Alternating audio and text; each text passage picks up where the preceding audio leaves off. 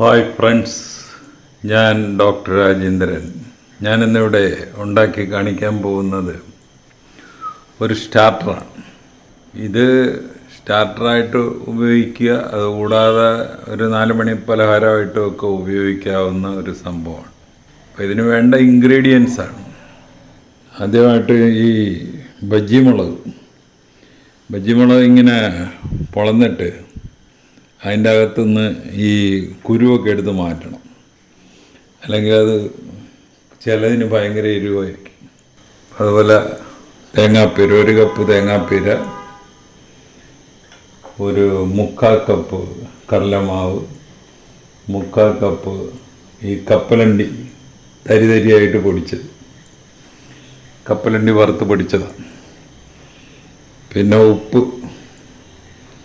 1 teaspoon മുളക് പൊടി, 3 teaspoon പഞ്ചസാര. പിന്നെ ഇത് വറുക്കാനായിട്ട് കുറച്ച് സൺഫ്ലവർ ഓയിൽ. ഇത്രയാണ് ഇതിന് വേണ്ട ഇൻഗ്രീഡിയൻസ്. ഇനി നമുക്ക് അതിൻ്റെ പ്രിപ്പറേഷനിലോട്ട് കിടക്കാം.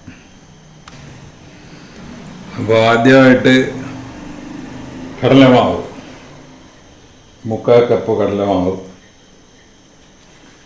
അതുപോലെ 3/4 കപ്പ് കപ്പലണ്ടി വറുത്ത് പൊടിച്ചത്, തരിയായിട്ട് പൊടിച്ചത്. പിന്നെ തേങ്ങ ആദ്യം 3/4 കപ്പ് ഇടുക, അത് കഴിഞ്ഞ് ബാക്കി പിന്നെ ഇടുക.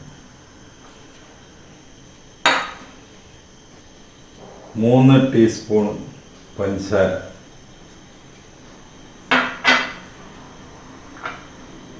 1 ടീസ്പൂൺ മുളക് പൊടി, പിന്നെ ഒരു 1/2 ടീസ്പൂൺ വേണ്ട, അതിനേക്കാൾ ഇച്ചിരി കൂടെ കുറച്ച് ഉപ്പ്. ഇനി ഇത് നല്ലപോലെ ഒന്ന് മിക്സ് ചെയ്യുക.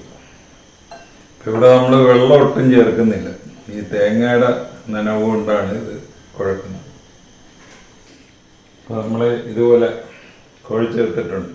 അപ്പോൾ ഇത് തേങ്ങയുടെ നനവ് മാത്രമേ ഇതിനുള്ളൂ തൽക്കാലം, വേറെ വെള്ളമൊന്നും ചേർത്തിട്ടില്ല.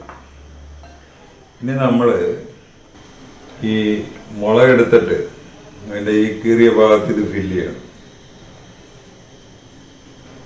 അപ്പം ഈ കുരു എടുത്ത് കളഞ്ഞ മുളകാണിത്, അതിൻ്റെ അകത്തോട്ട് ഇത് ഫില്ല് ചെയ്യണം. അപ്പോൾ നമ്മൾ ഇതിൻ്റെ അകത്തെല്ലാം ഫില്ല് ചെയ്ത് വെച്ചിരിക്കുകയാണ്. ആ കീറിയ ഭാഗത്തൂടെ ഈ മിശ്രിതം. ഇനി അത് ഈ വറുക്കുമ്പോൾ പൊളിഞ്ഞു പോകാനൊക്കെയായിട്ട് നമ്മളൊരു നൂലിട്ട് കെട്ടുന്നത് നല്ലതായിരിക്കും.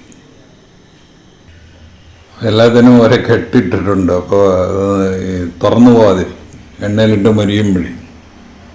ഇനി നമുക്ക് അതൊന്ന് മൊരിച്ചെടുക്കാം. അപ്പോൾ ഇവിടെ നമ്മൾ സൺഫ്ലവർ ഓയിലാണ് എടുത്തിരിക്കുന്നത്. അപ്പോൾ എണ്ണ ഒരുമാതിരി ചൂടായിട്ടുണ്ട്. ഇനി നമുക്കിത് ഈ ബജ്ജിമുളക് ഇതിലോട്ട് പെറുക്കി ഇടുക. അപ്പം ഇത് നമ്മൾ പൊട്ടിത്തെറിക്കാനുള്ള ഒരു സാധ്യത ഇല്ലാതില്ല. അപ്പോൾ നമ്മളിതൊന്ന് മൂടി വെച്ചിട്ട് വേണം വേവിക്കാനായിട്ട്.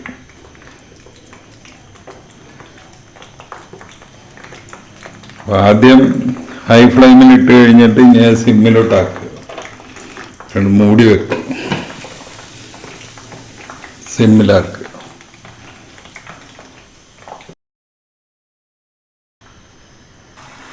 ഇനി നമുക്ക് ഇതിനൊന്നും മറിച്ചിടാം.